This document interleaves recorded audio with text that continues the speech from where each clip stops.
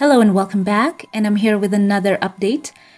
So today in a thought-provoking episode, Meghan and Issa Rae took a deep dive into the, quote, angry black woman trope that has been so often portrayed in the media. So they discussed the judgments that are made about women of color and about women and why those labels exist.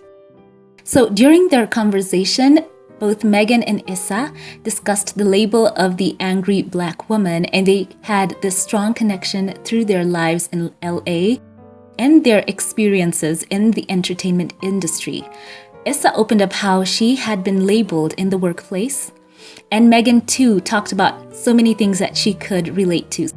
So Meghan, speaking from her own background in acting, said this, quote, "I remember when I was auditioning, the idea of even black roles, and I remember those casting sheets where the description of a character was that she always had to have an edge or an attitude," end quote. And they talked about how there has been an arc of a specific type of black woman that has been featured in various types of TV shows. They talked about scripted shows and shows like reality TV, and they talked about that kind of stereotype of a woman who is categorized as a ruthless or an uncouth black woman who was made to be laughed at, as opposed to her being someone who they could laugh with, like a caricature of a black woman. So Issa has talked about that and being tired of it, and how she has worked to push back against that type of stereotype. And Meghan as well opened up on so many things that I find so fascinating. She talked about having to assert herself and said this, quote, "The thing I find most embarrassing is when you're saying a sentence but the intonation goes up like it's a question." And she went on to say, she said this internally, that she was saying, "Stop whispering and tiptoeing about it." And went on to say, quote, "Just say what it is that you need. You're allowed to set a boundary. You're allowed to be clear. It does not make you demanding. It does not make you difficult. It makes you clear." And Issa agreed with her, saying that that's just another way of cowering from your power. So Issa went on to open up and said that she doesn't feel like she's allowed to be angry in certain moments. She said this, quote, "I can't lose my cool. I can't do that, especially as a black woman, but also just even as a public figure now. People are always looking for ways to justify their perception of you." She went on to say, quote, "I want to be allowed to have that emotion because it's natural. It's an emotion, of course. It shouldn't be internalized. Absolutely not. So that's something I'm still wrestling with." This is a moment as well that was so stand out to me.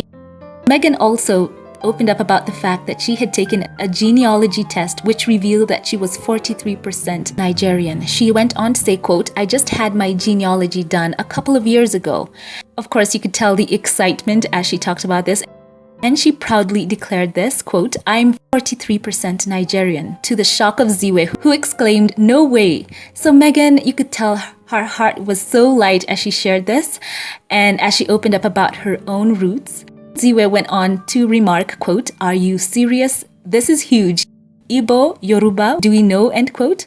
As she tried to probe more about the Duchess's findings, and the Duchess went on to say, quote, "I'm going to start to dig deeper into all of this because anyone I've told, especially Nigerian women, are just like, what?" End quote.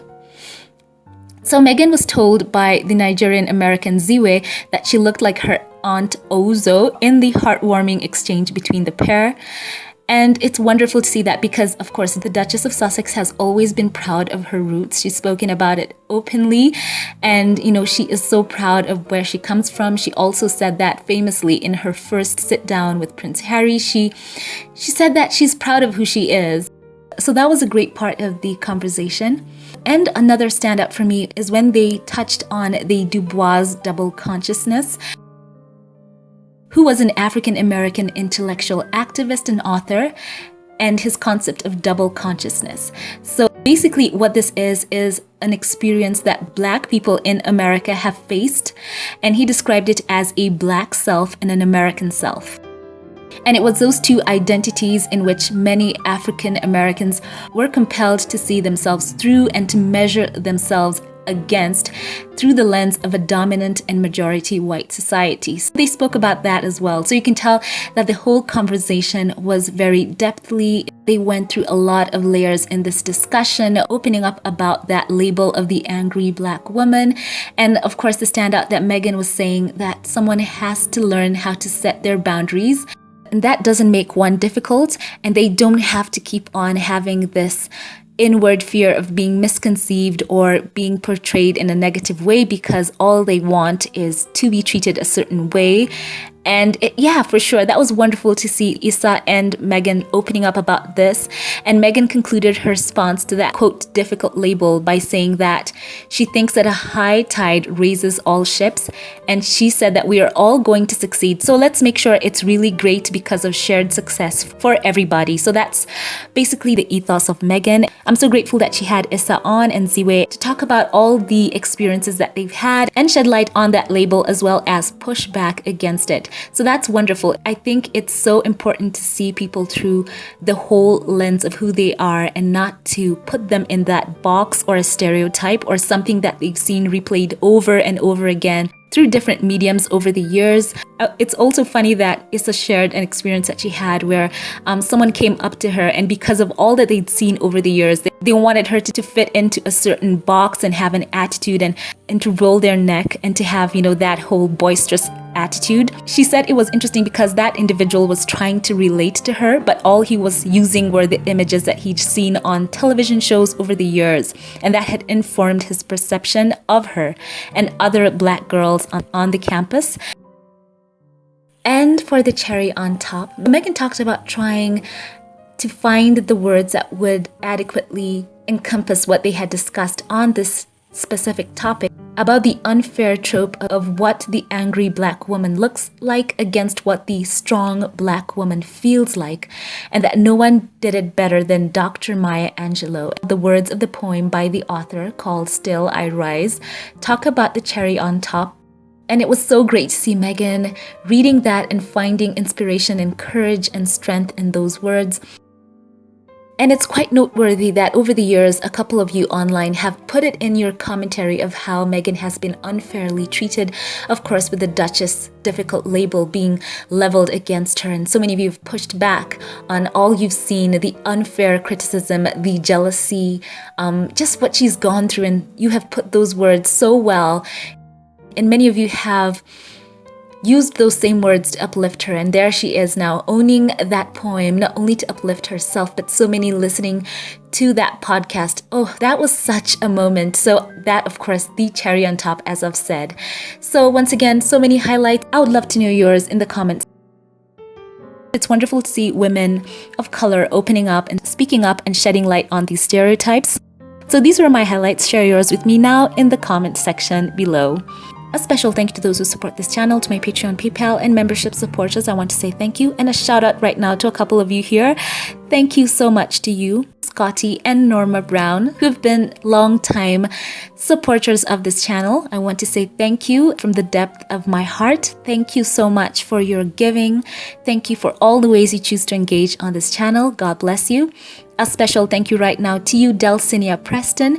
Thank you so much for choosing to support this channel in various ways. Just know how moving it is to me, and I want to say God bless.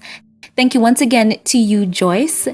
Thank you so much. You've been a long-time supporter of this channel as well, and your giving has always been so meaningful to me. I want to say thank you. How grateful I am to God for you. Thank you so much again. And a thank you right now to Valerie Sedeno. Thank you so much for your giving and your comments and the ways you engage on this channel as well. You have been so, so dear, and I want to say thank you. Once again, thank you so much to Nutty Doctor, who has been so generous on this channel, given so many times during the lives, and has been such a tremendous support. Thank you. Thank you once again to all who watched.